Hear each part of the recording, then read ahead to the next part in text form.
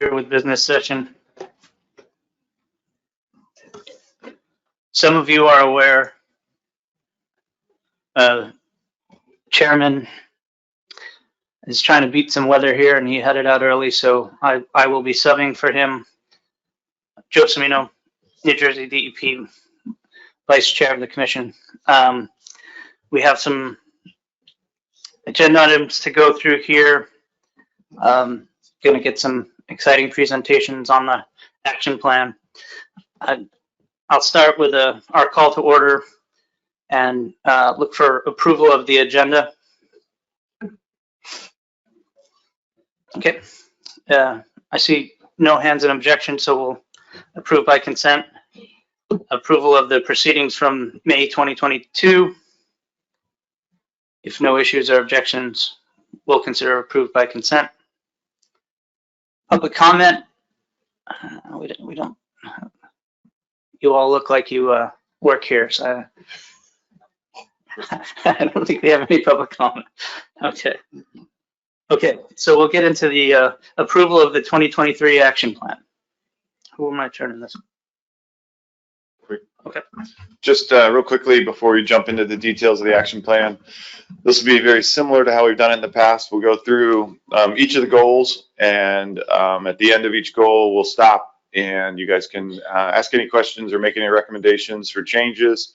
If there's anything really significant that will take a lot of staff time, we may need to talk about trade-offs, but we think it's a pretty comprehensive plan so far. So as you see, all the staff is up here, and so we'll each go through sort of the goals that each department has in the action plan, and the first one is goal number 1. That's fishery management activities, and then if you guys will remember, that's divided up into high priority species and what we call medium low priority species. The high priorities are just that. They're the ones that they're busy. There's a lot going on with those species next year, and the other ones are there's still a lot going on with some of the medium and low priorities, but they're not quite as high profile and won't take quite as much staff time and commissioner time to work through those. So with that, I'll turn it over to Tony to go through goal number 1, please.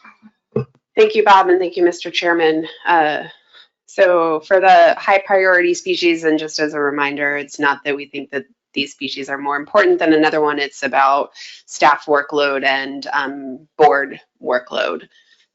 So for American eel, this moved up into the higher priority.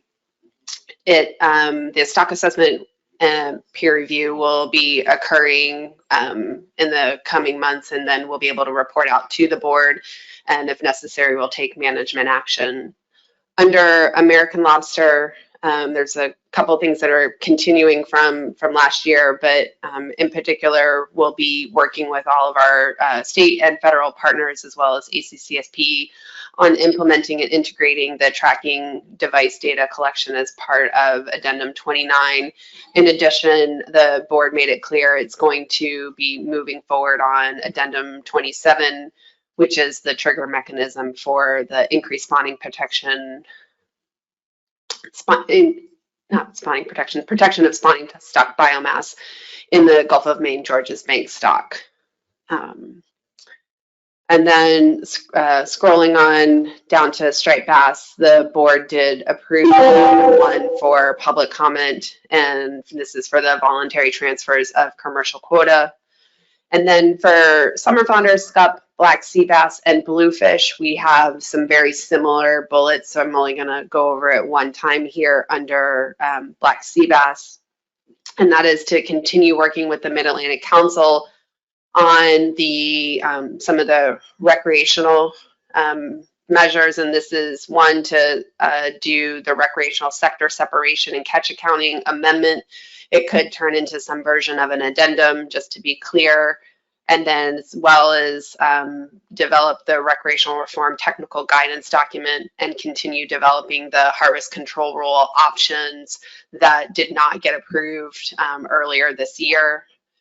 The species will also, all the species will have a research track and a management track stock assessment and peer review.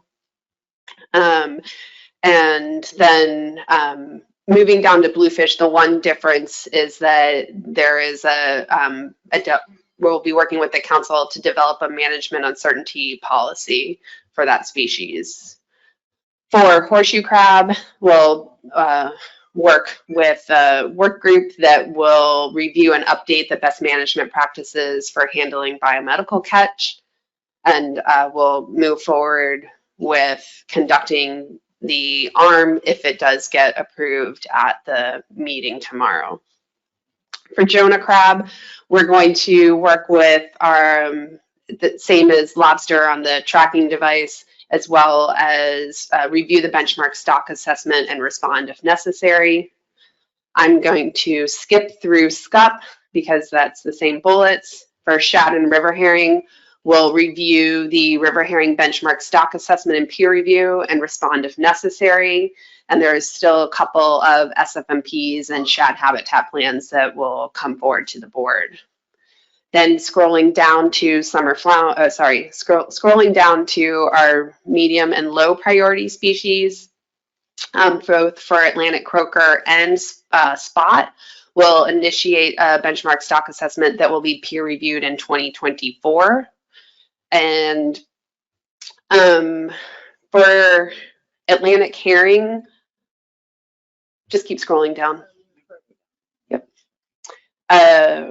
We'll be exploring funding options for a biological sampling program. And this week, the board did not take any action for draft addendum 3, which is the allocation of the area 1A quota. So I think we'll probably pull this bullet out of the document unless I hear otherwise today from the states. And scrolling down to Atlantic sturgeon, we'll be initiating the benchmark stock assessment for review in 2024 and continue to monitor the federal activities in response to the action plan to reduce Atlantic sturgeon bycatch in federal large mesh gillnet fisheries and respond to any actions that the council may take if necessary. For black drum, we'll be reviewing the benchmark stock assessment and peer review that will be coming out and respond if necessary, as well as updating the indicators of fishery performance and indices of abundance. For coastal sharks, again, we'll continue to monitor HMS activities, but specifically looking at what they're doing with Amendment 14, and then also any proposed rules to consider the prohibition and retention of sharks listed as threatened under the Endangered Species Act. And we've been told by HMS that that is a possibility for next year. For Atlantic cobia, we will explore reactions to emerging harvest in the mid-Atlantic. We heard a little bit about this yesterday, so I won't go into it for now, but if there's questions, I can answer them. Northern shrimp, we will develop the management triggers to indicate when the stock can support a commercial fishery, and that is through the work group that has been engaging on how to move forward with northern shrimp management. For red drum, we'll initiate a benchmark stock assessment, which would be peer reviewed in 2024. And then under Spanish mackerel, we'll review the revised CDAR stock assessment in response to the South Atlantic Council's SSC recommendations. And then we'll respond if necessary in collaboration with our South Atlantic partners. And we'll consider development of a management action to address the differences in the state and federal management plans that we heard about yesterday at the Coastal Pelagics Board meeting, and we'll do that with the council. For spiny dogfish, if there are actions that get taken through the New England and Mid-Atlantic councils for the reduction of sturgeon in the large mesh gillnet fisheries, we would respond in the spiny dogfish plan. That is one of the species that is in that action plan from NOAA. I've already gone over spot, and we don't have any new tasks for these for weakfish or winter flounder or tautog. Under the cross-cutting issues, a lot of these issues are carrying over from last year. We've been working on them, but work continues on them.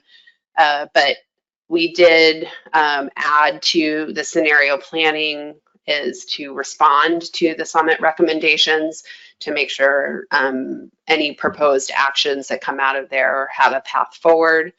And then we also added to the bulleted list, even though we have been working on these things this year, to continue to develop and finalize the de minimis policy for use and commission FMPs.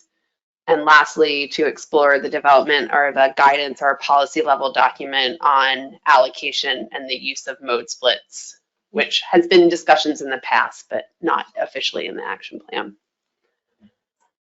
And that is everything that I have. I'll take questions. Questions for Tony? Go ahead, Adam. Thank you very much. At the Mid-Atlantic Council's meeting in October, the executive committee approved a draft 2023 implementation plan, which will be considered by the full council in December. That included under summer flounder, scup, and black sea bass, initiate development of action to replace recreational harvest control rule after a sunset period. So the question is, does the item we have here for those species, that continued development of recreational harvest control rule options, I interpreted that as specifications on an annual basis, or was that really referring to the changes that would need to be made because of the sunset period on that action? Adam, those are the changes that need to, or the work that needs to be done on the options that weren't approved, that the board asked staff to do. And then if that includes a management action because we're ready before the end of the year, we can roll that into that bullet.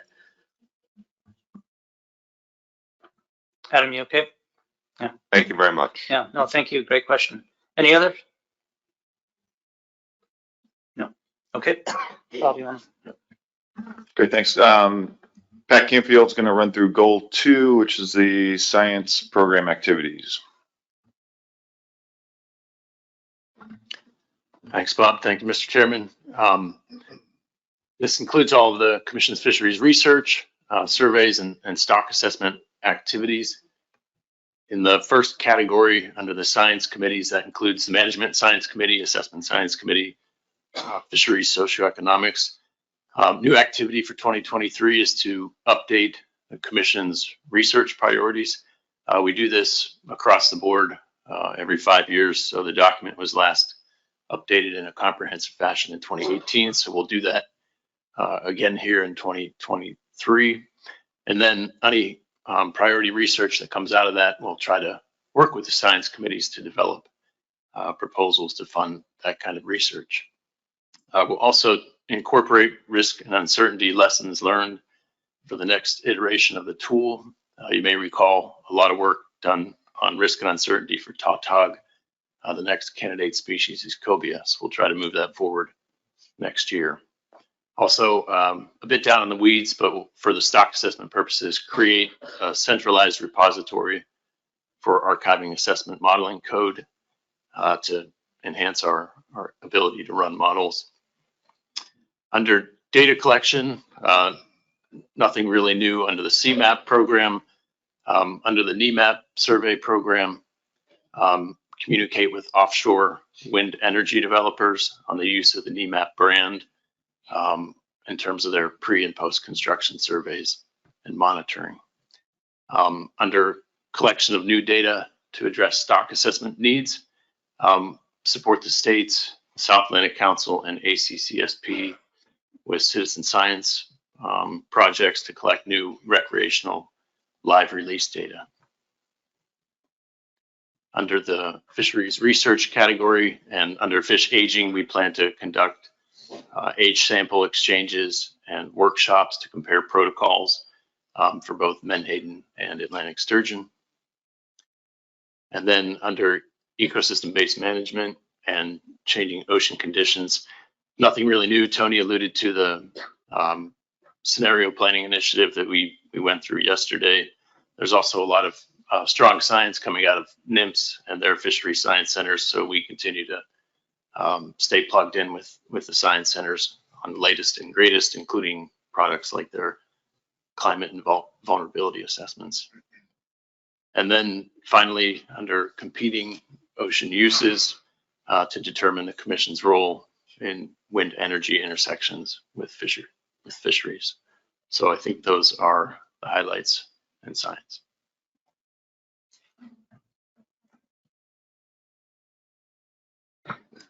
Thank you, Pat. Questions for Pat? Okay, seeing none. Oh, we do. So go ahead, Jay. Sorry. Thanks for that, Pat. One question I had was that concept you have in there for the repository. And I just wanted to mention, I think, I can't remember what the context was. I think it was like a ecosystem modeling workshop thing that I was at.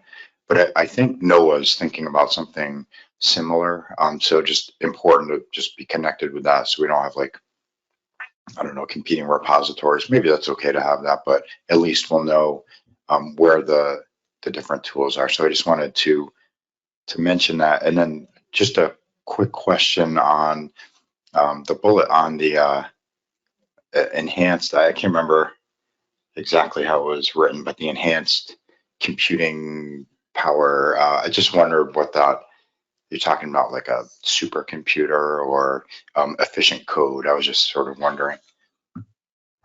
Yeah, I know you all are very curious about the computational speed and code we use in the stock assessments, but really I think we're on the same page that you're talking about with NIMS.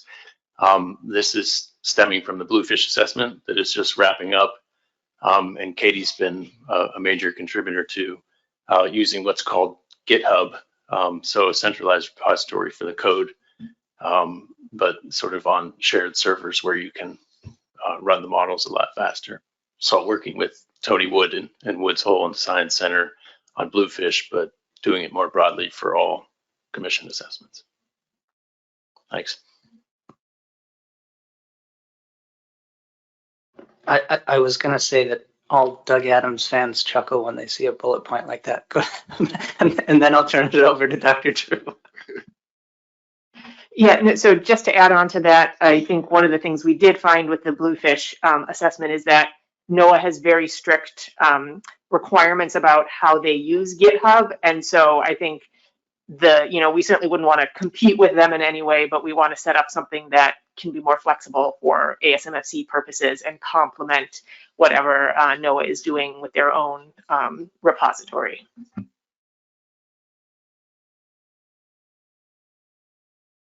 All right. Go ahead, John.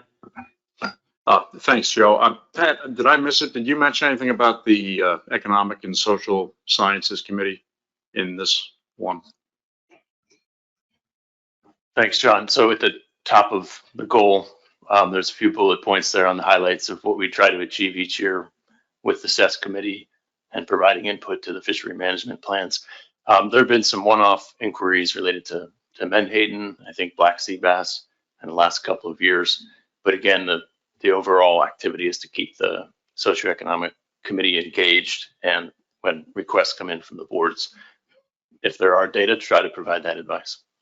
Thanks. I was just curious, just because I noticed in a lot of the comments coming up about the horseshoe crab arm is that so many of the commenters were saying the economic value of ecotourism for the crabs and the birds. And not that that's, I was just curious if that was something that was being considered to look at. I'm sure that's something that might come up with other species as we move forward, or those type of issues.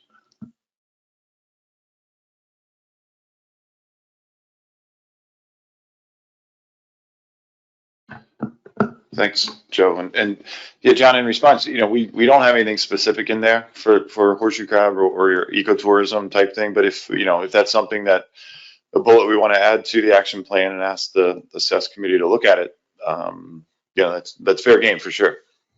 Right. I just meant that, that has been so highly scrutinized. I just figured it would be something that at least we could say, well, we are aware of that situation. Yeah, I think that, I think there's going to be some discussions during the Horseshoe Crab Board meeting about what is the future of, the ARM and what are we going to look at moving forward. We had the peer review of the ARM that suggested a management strategy evaluation. And so if something like that comes along, we'll certainly be looking at socioeconomics. And I'll turn it over to Lynn. Go ahead, please. Thanks, Mr. Chair. Yeah, just to pile on John's comment, and I don't advocate adding this as a bullet to this plan yet, but in a couple hours, we'll be tackling Menhaden allocation.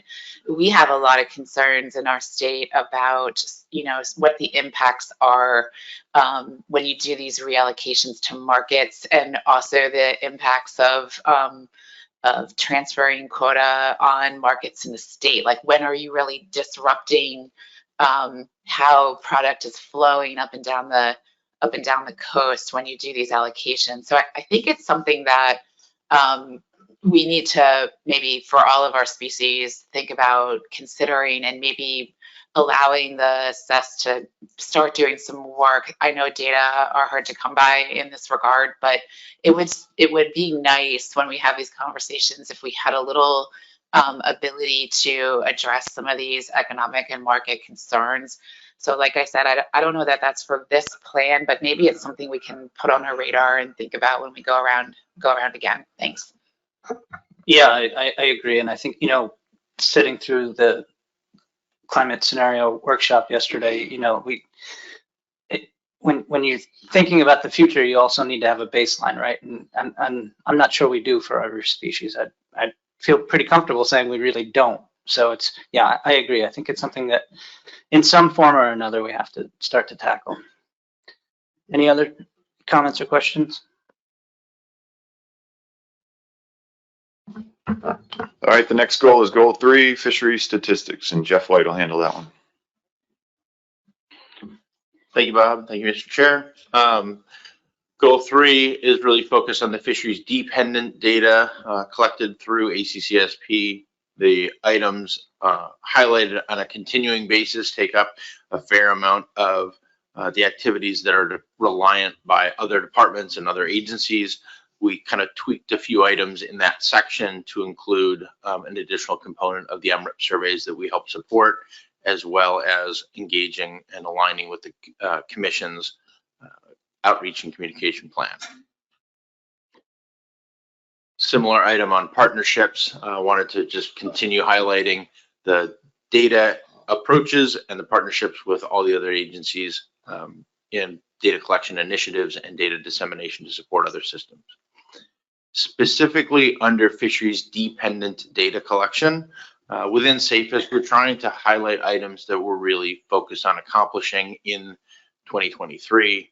The first item reads a little bit cryptically, but truthfully, we've been using the same species list across the dealer and the trip reporting applications for a long time as a choice, and it's necessary at this point to separate out the species unit market grades that are available to selection lists in the dealer reports than those rows that are available for commercial trips or for hire trips. By shortening those lists, fishermen or entities are selecting better records. It allows us to drive which questions are being asked in which application. And so this is kind of an initial step we're already working on and should be rolling out early in 2023. Another major item is to extend the one-stop reporting initiative, to expand that a bit more across more of the federal permits, and to begin gaining requirements from the states by holding a workshop on what their requirements are for one-stop reporting. Also, we extend supporting implementation of spatial data management. That's already been mentioned about the lobster trip locations, VMS, and both and not just collecting the location data, but providing ways for the state agencies to visualize that and look into other means of support with it. And then more towards the end of the year and throughout the year, we're looking at applying, designing and applying the updated participant and permit information database design. Again, it's an item that helps to better show the history of a particular entity in the data warehouse, as well as which records should be visible to those through the confidentiality approaches. And so it's may not be the exciting things that folks were thinking about when it comes to the action plan, but they are definitely necessary steps to move us forward. And under recreational surveys, we are sharing the infrastructure that we've developed with both the Gulf of Mexico and Hawaii to kind of standardize and extend the methodology for some of those staff and agency-based data collection activities. Under data standards, distribution, and use, we will be convening a workshop to identify best practices on data validation, reconciliation, and documentation for improving data integrity. This is a lot of the coordinating council's accountability work group and how the different data streams do line up and connect for data quality and use by management. We'll continue to refine the for-hire program methodology with MRIP to more fully incorporate logbooks and the math that goes along with that. And we'll be establishing policies and procedures for ACCSB citizen science data and data collection systems, including the SciFish projects. Under data distribution, we're looking to expand the data warehouse content, really looking at the updated MRIP standards and presentation of the recreational estimates, aligning with the public presentation of the MRIP estimates that will be changing in April of 2023, and also establishing new biological data feeds to fulfill that section of the data warehouse. And of course, under data use, we do a lot to support the assessments that are going on. So we'll be continuing to provide validated commercial landings data for the commission assessments and the CDR assessments that are listed there, and responding to data requests. Thank you. Thank you, Jeff. Any questions for Jeff? Go ahead, John. Hey, Jeff, if you're going to be looking for volunteers to go to Hawaii to help mentor them on the tablets, I'm sure we have APIS staff that would love to do that.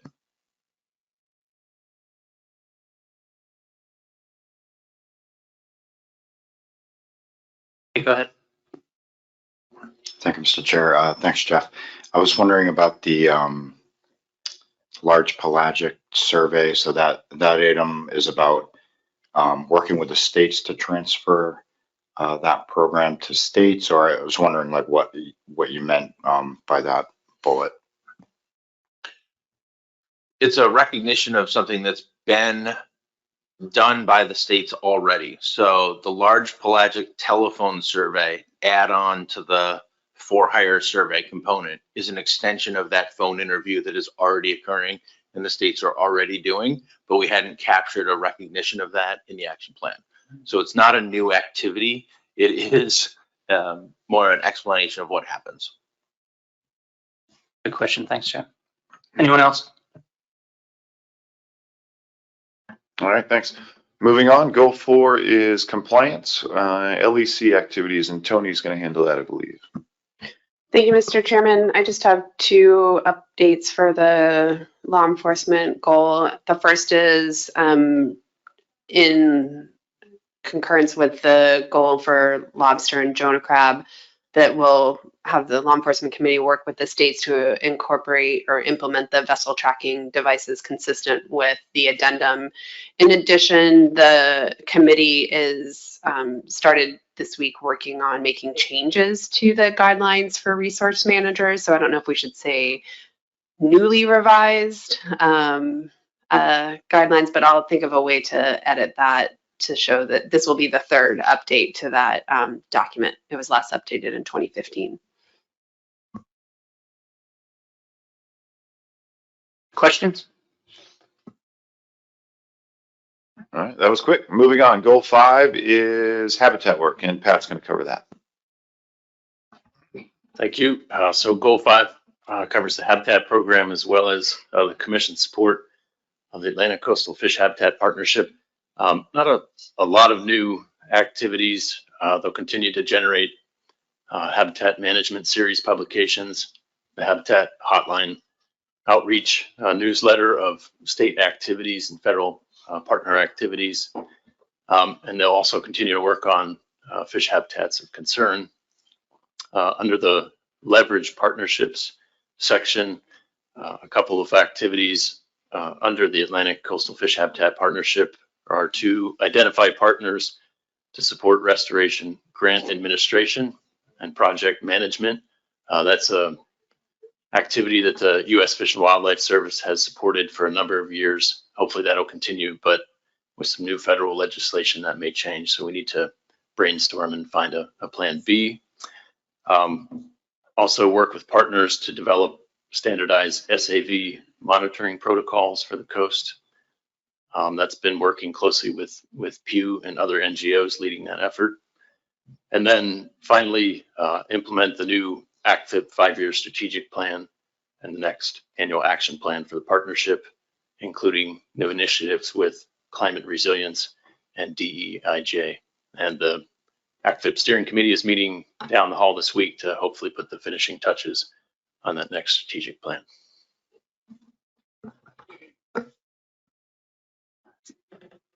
Thanks, Pat. Any questions for Pat?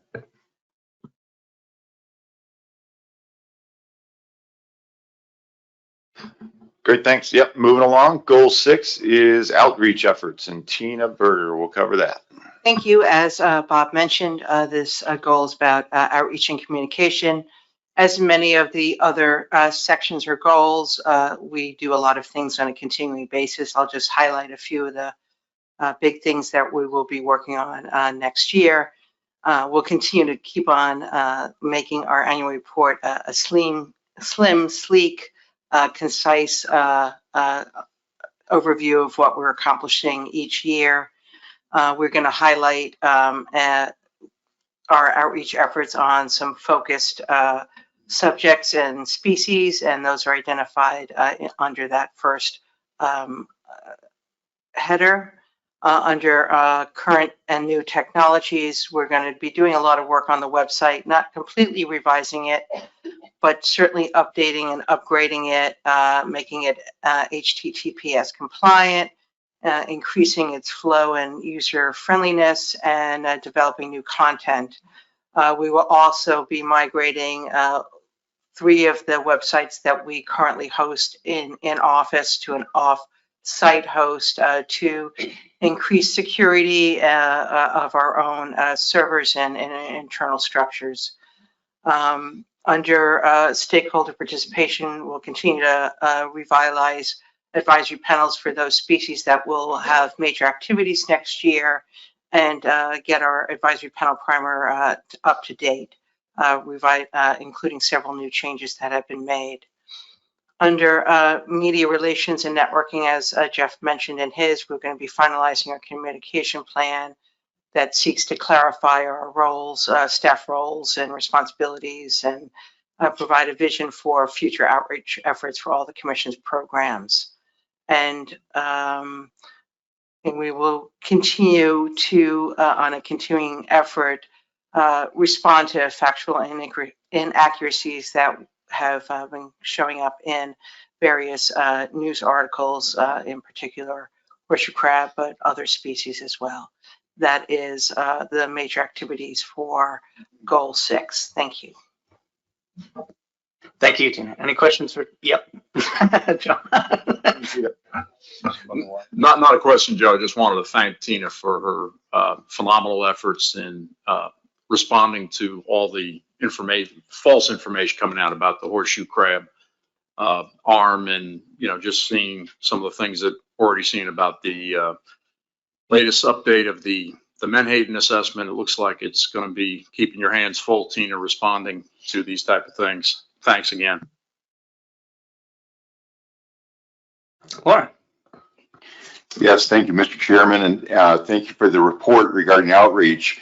I'm very familiar with some programs that have been developed in the past that take outreach into the classrooms.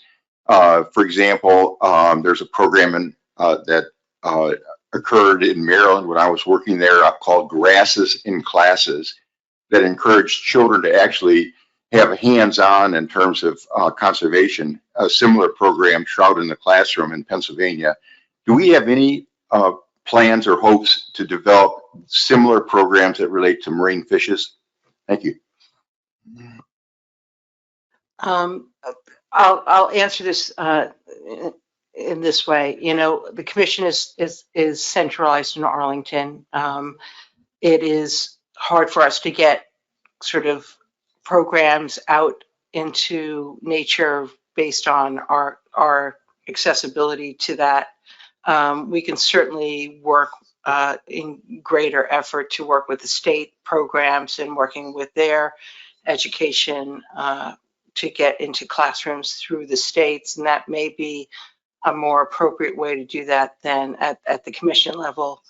We have in the past participated in a lot of trade shows and Coast Fest, as in the Georgia Coast Fest, where, you know, we hit a large number of young children with activities and information that is easily accessible. I agree with you. It's an important way to educate our youth and get them familiar with the natural world. And I'll seek ways to do that at the commission level. Yeah, Lauren, I would just add that we had the state directors meeting with all the other commissions just last week, and we had a pretty long discussion on equity and diversity, and you know, the general consensus was the only way that we're going to see diversity around these tables and in fisheries management is to start getting people interested at a very early age.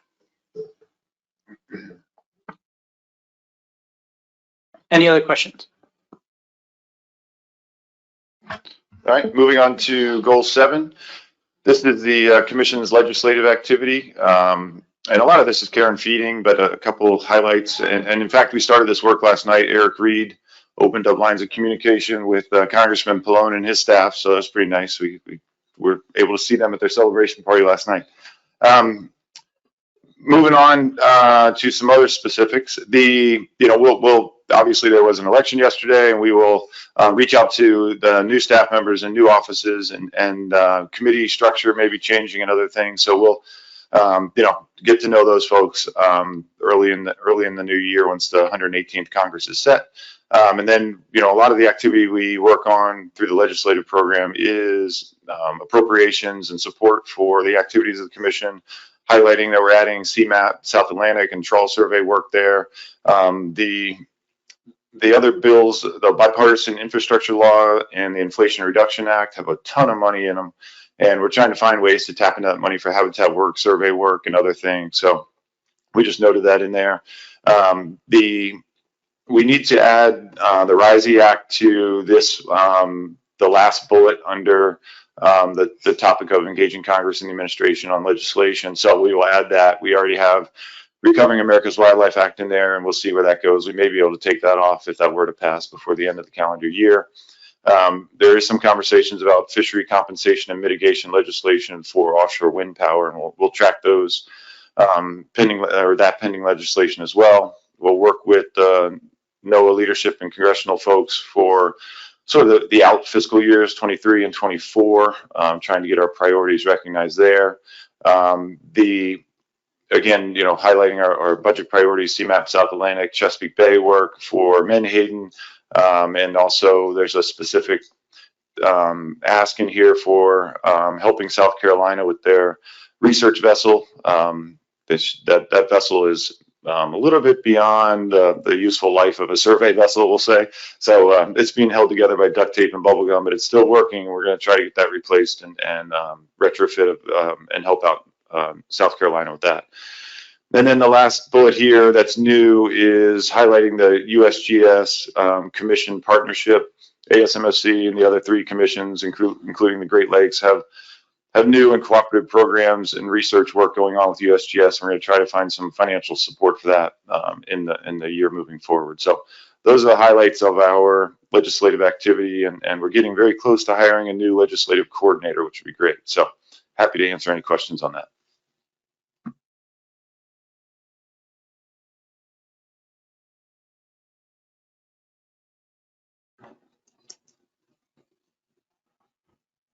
And moving on, last but not least, goal number 8, right, is Laura's finance and administration activities. Thank you, Bob.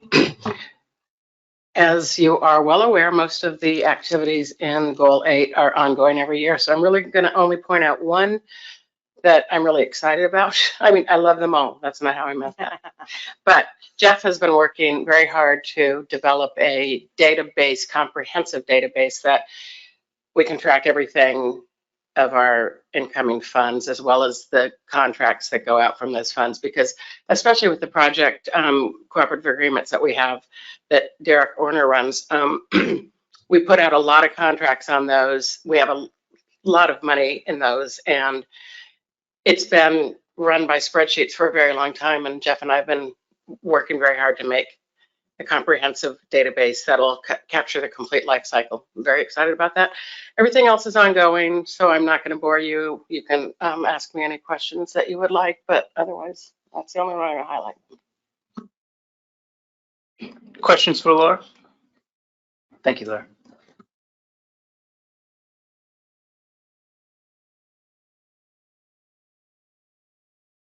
Erica, go ahead, please.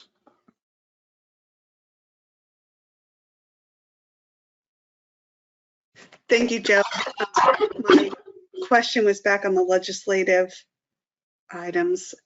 Bob, I was wondering if work on streamlining the federal disaster funding is included in your legislative priorities. I know several states have run into issues with the amount of time it takes to get federal disaster declarations approved and then funding through the OMB process.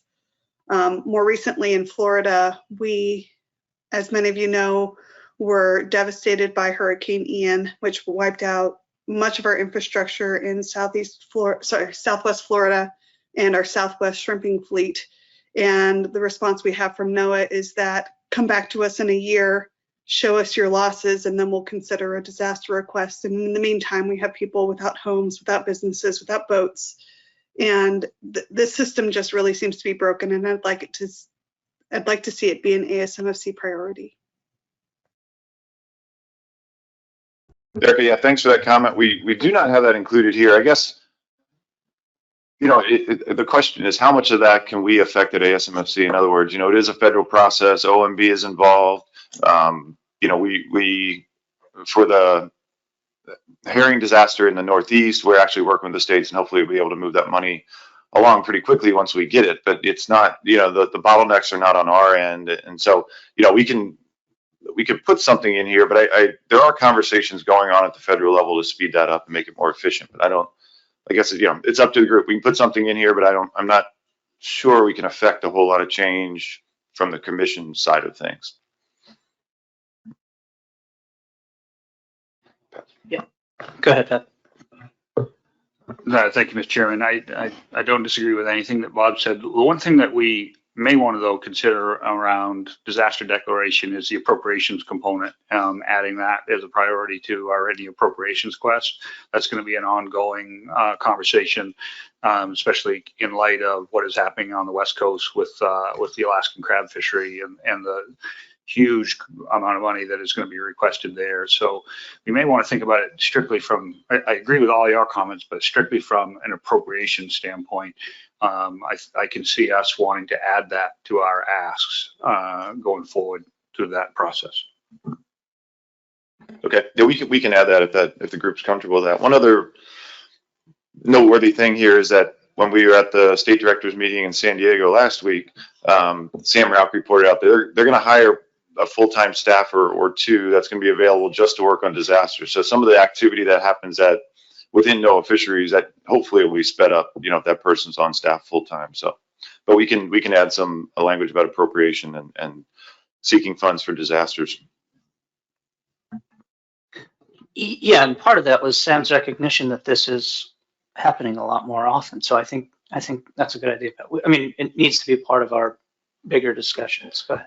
Yeah, I think that's a good reminder. I'd forgotten about that conversation because those were some very key questions asked to NOAA leadership around streamlining the process. So while it's not captured here, it certainly was captured by the state directors in that meeting last week.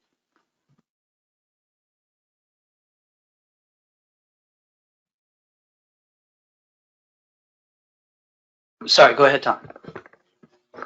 Yeah, we've been discussing the same problem at Mayfac and how do we basically correct the problem. So I'll work with you because I'm still going to be on Mayfac for another till 2025, so we can work that way too also.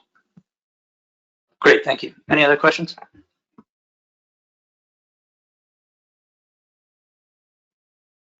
So we'll be looking, we're looking for a motion to approve as modified.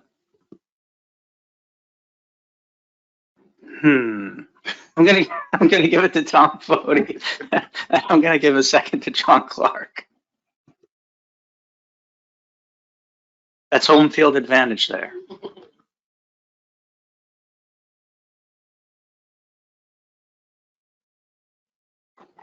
Our next item is election of chair and vice chair, and for once, I'm gonna pass this over to Bob with no smart aleck remarks. You can save those remarks until after the election, Joe. So I think everyone knows where we are. Spud Woodward has been chair for a year, and Joe Cimino has been vice chair of the commission. But the guiding documents of the commission require an annual election of leadership at the commission.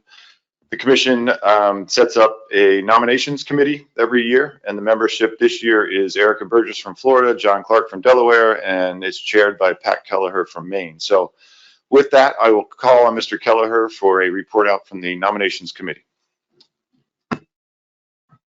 Thank you, Bob. Thank you, Mr. Chairman. The nomination committee did send an email through Bob last week asking for further nominations. After receiving countless requests for other names to be put forward, and considering that as I was just reminded by my seatmate to my left, that the current chair decided to duck out of this meeting early, we did have to have an emergency meeting of the nominations committee. But in light of all of that, we did come to the conclusion, because of the fantastic work of our chairman, Spud Woodward, and our vice chairman, Joe Cimino, that we would move them forward as a slate for renomination or for nomination. Great, thank you, Pat, for that report from the nominations committee. And since it is from a committee, it does not need a second. The commission always does allow, nominations from the field. So are there any other nominations outside of what the nominations committee that has brought forward? Seeing none, let's see if we can do this efficiently. I bet we can. Are there any, is there any opposition to re-electing Spud Woodward as the commission's chair and Joe Cimino as the vice chair of the commission? Seeing no hands, congratulations, Spud, wherever you are in your travels, and congratulations, Joe, on another year.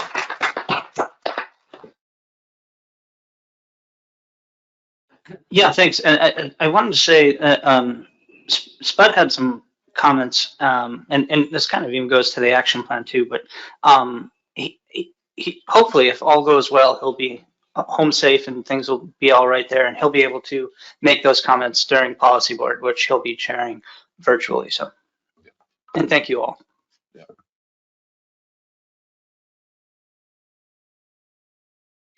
Yeah, any other business to come before us? Go ahead, Tom. Yeah, I was just thinking for the first time that I got a chance to vote as a commissioner with the voting the election in 1991. And remember that period of time, that was the only opportunity at the business meeting we got governor's appointee and legislative appointee able to vote. And the progress over the years has really been something. So I feel it gave me a warm feeling to basically do this vote again.